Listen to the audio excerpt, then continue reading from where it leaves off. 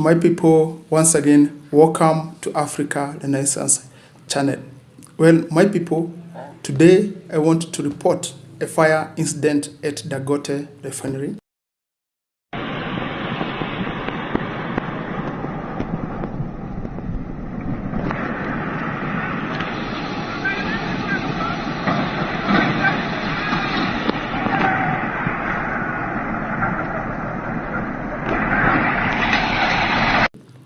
And I'm very sure that at this point, most of you are familiar with the name Aliko Dangote. Yes, this is the richest African, and he is also the richest black man on earth. So for a long period of time, Nigeria has been exporting crude oil, and importing processed oil, of course, at exorbitant prices. So there is this Nigerian by the name of Aliko Dangote. He decided that, we have to stop this. And so he made the decision to construct the biggest, refinery in the African continent. In fact, it is one of the biggest refineries all over the world.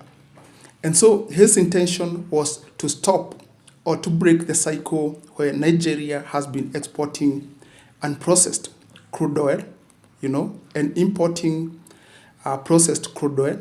And of course, this is very punitive on the consumers in Nigeria because imported processed oil is very expensive. So he has decided to set up one of the biggest refineries in the world, and definitely the biggest in Africa. But of course, this means that the international cartels, which have been responsible to importing crude oil from Nigeria and processing it overseas, of course, they are not happy because they wanted the status quo to remain. Because if the status quo remains, of course, they make a lot of cash.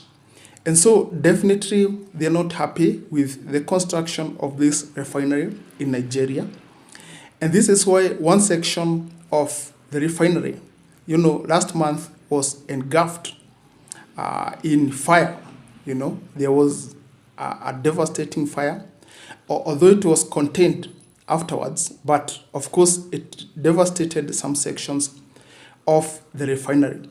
And I think this is a lesson to Africans that, as we progress, there are some entities which are not very happy because of course, they used to benefit from our suffering. And so we have to protect such investments as Dangote Refinery. And one thing that I have to say is this refinery in Nigeria is a game changer.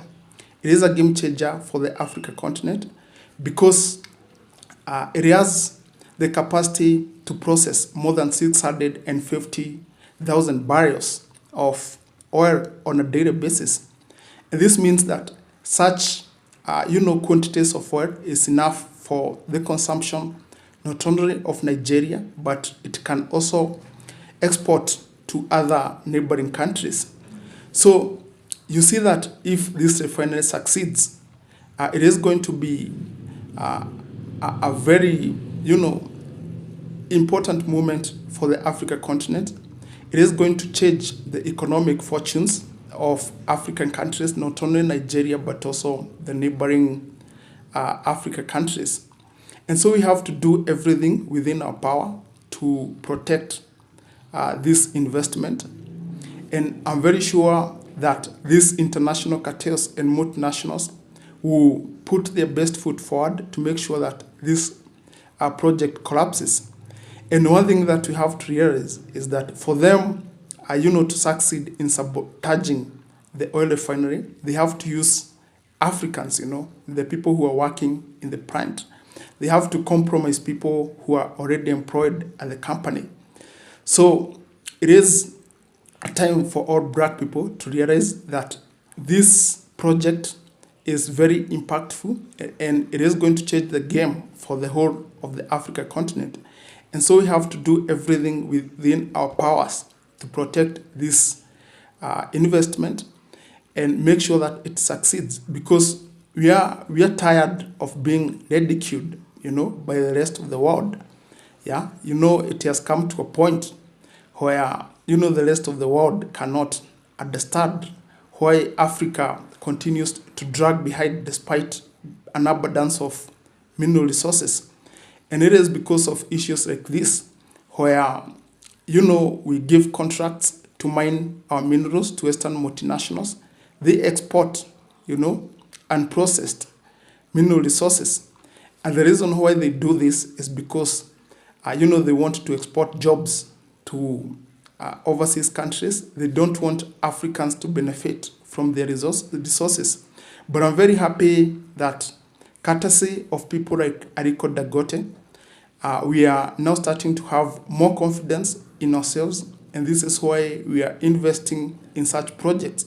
And I would also like to call upon other African billionaires, to think about investing in such projects.